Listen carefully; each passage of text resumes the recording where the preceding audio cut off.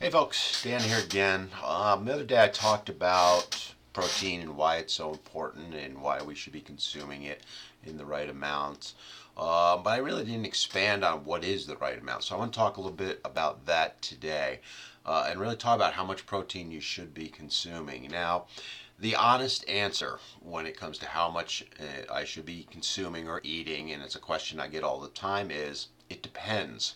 A lot of different factors come into play: your age, your gender, your body size, your body mass, your goals. Someone who's trying to add muscle has much different protein needs than someone who's trying to lose weight.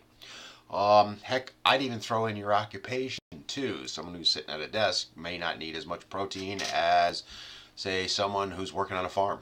Um, going into the accepted standards that are out there, the USDA generally recommends that you eat zero point 0.8 grams of protein per kilogram of body weight per day.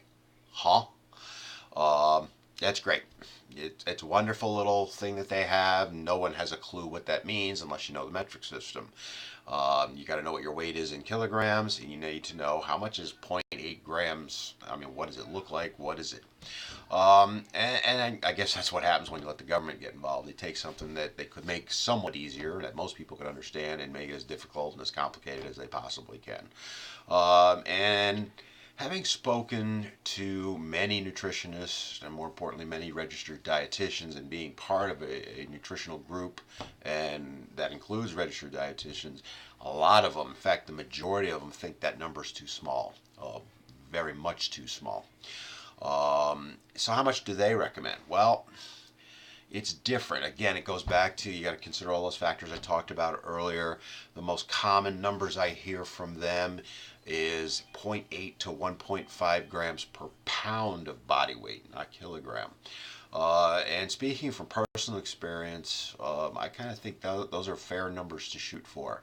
So let's talk about what that is. How does that work? So we're going to use a 150-pound woman as our example. Let's just assume she has a normal job, whatever that might be. So according to the USDA, you got to figure out her weight in kilograms. Well, a 150-pound woman in kilograms is about 68. You basically take your weight and divide by 2.2. And then you're going to have to multiply that 68 kilos, as it would be known, by the 0.8, and it works out to roughly, I'll round it to 55 grams of protein per day. A lot of math involved in that, don't you think?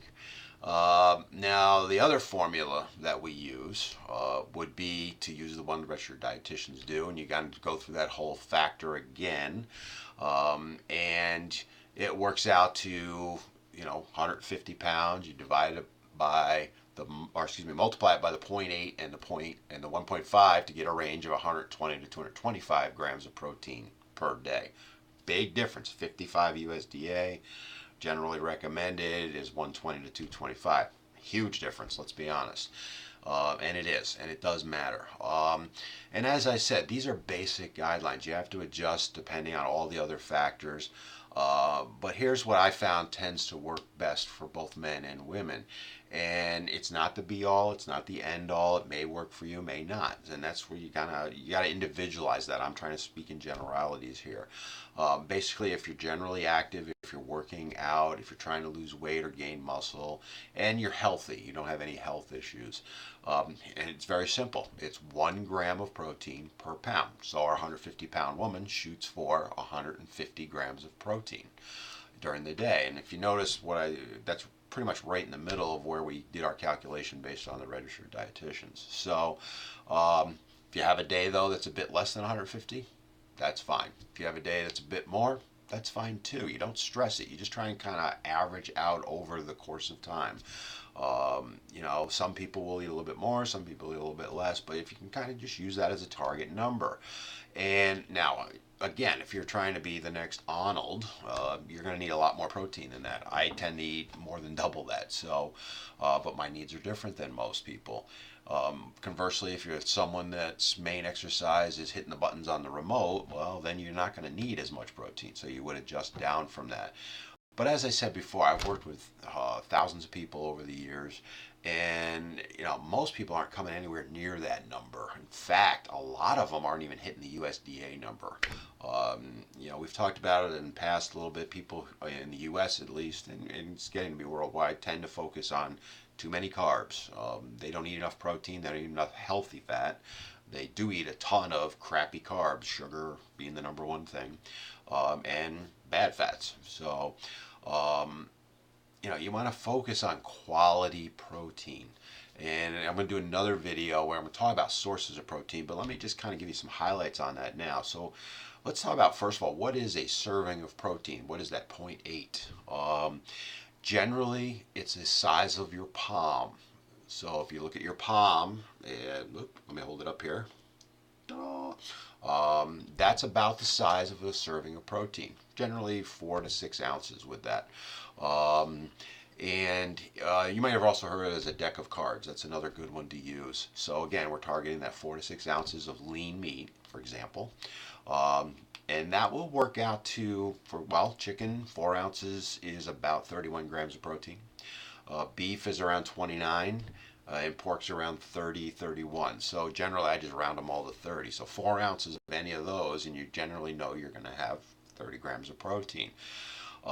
So again, our 150-pound woman trying to get to 150 grams of protein basically wants to have, let's say, 5 meals a day, 5 or 6 meals. You want to shoot for 30 grams per meal. And that's how you ease into it. You want to have a little bit of protein with each meal.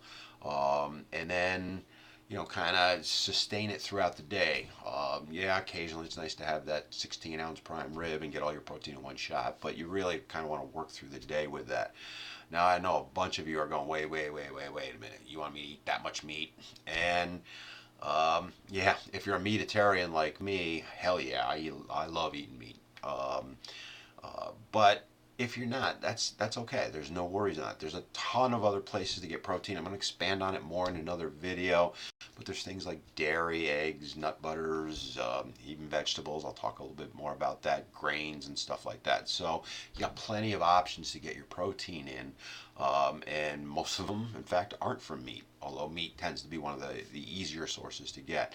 And if you're really struggling with it, one other option is protein shakes, whey shakes. We use Rule 1 here. I have 2 to 3 of those shakes per day. I call them my super shakes. Generally, it's made with a scoop of whey powder. I have a little bit of frozen fruit, some spinach, some other stuff. There's recipes I can share with you and have shared with you. But basically, the bottom line is it nets out to about 30 grams of protein in that cup. So, I can, if I'm running late or need to do something quick, boom, pound shake and I'm done. So again, folks, you want to focus on getting the right amount of protein, especially as you age.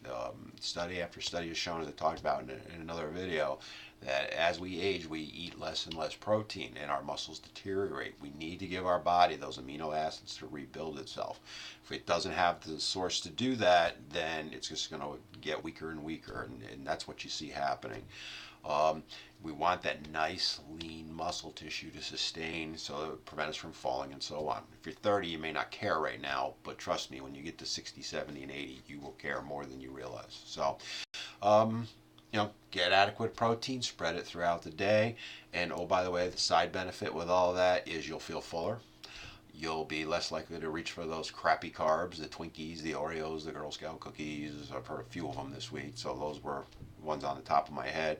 And ultimately, it'll help you burn more fat. You'll rev your metabolism a little bit, and you'll feel better because you'll have given your body what it needs to feel good.